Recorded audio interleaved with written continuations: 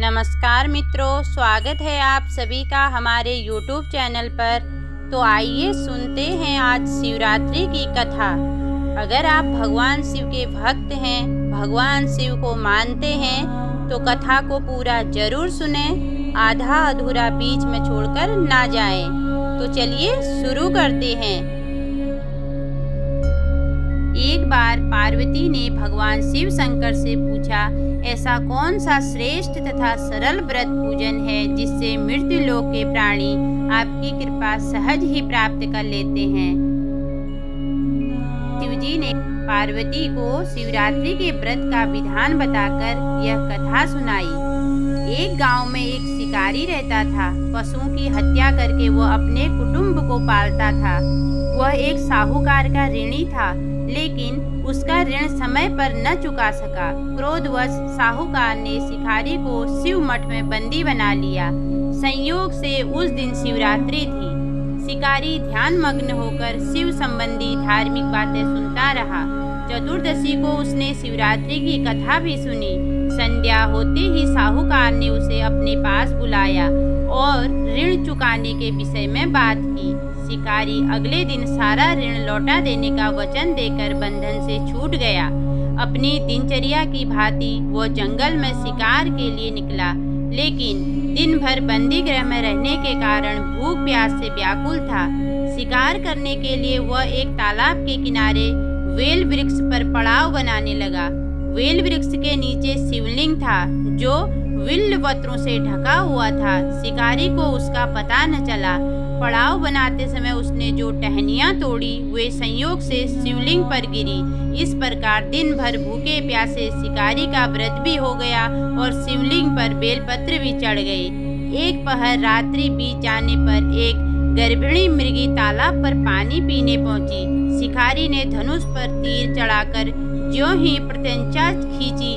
मृगी बोली, मैं गर्भिणी हूँ, शीघ्र ही प्रसव करूंगी। तुम एक साथ दो जीवों की हत्या करोगे, जो ठीक नहीं है। मैं अपने बच्चे को जन्म देकर शीघ्र ही तुम्हारे सामने प्रस्तुत हो जाऊंगी, तब तुम मुझे मार लेना। शिकारी ने प्रतिज्ञा ढीली कर दी और मृगी झाड़ियों में लुप्त हो गई।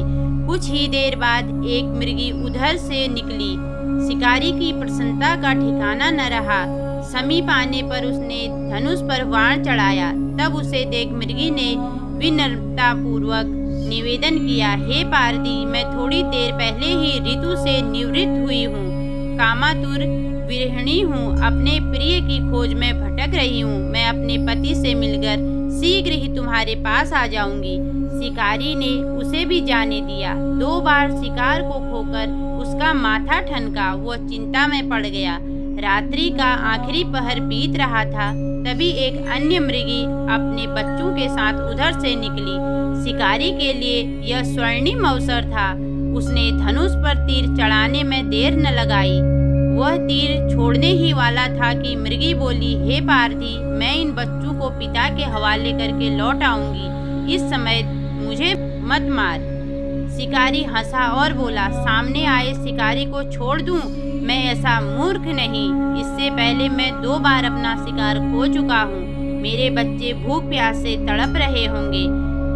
मृगी ने फिर कहा, हाँ, जैसे तुम्हें अपने बच्चों की ममता सता रही है, ठीक वैसे ही मुझे भी। इसलिए सिर्फ बच्चों के नाम पर मैं थोड़ी देर के लिए जीवन दान मांग रही हूँ। हे पार्वती, मेरा विश्वास कर, मैं इनके पिता के पास छोड़कर तुरंत लौटने की प्रतिज्ञा करती हूँ। मृगी का दिन स्वर सुनकर भिखारी को उस पर दया आ गई। उसने उस मृगी को भी जाने दिया। शिकार के अभाव में बेल वृक्ष पर बैठा शिकारी बेलपत्र तोड़ तोड़ कर नीचे फेंकता जा रहा था।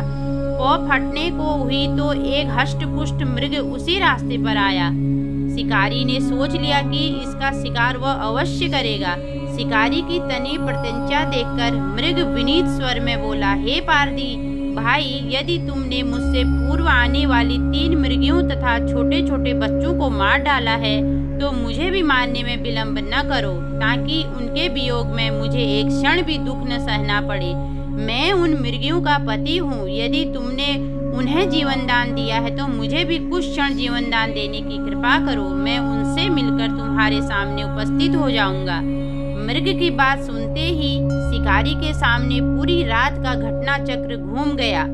उसने सारी कथा मृग को सुना दी। तब मृग ने कहा, मेरी तीनों पत्नियां जिस प्रकार प्रतिज्ञाबद्ध होकर गई है, मेरी मृत्यु से अपने धर्म का पालन नहीं कर पाएगी।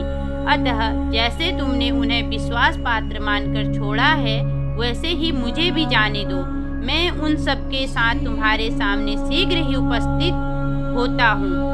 उपवास, रात्रि जागरण तथा शिवलिंग पर बेलपत्र चढ़ाने से शिकारी का हिंसक हृदय निर्मल हो गया था।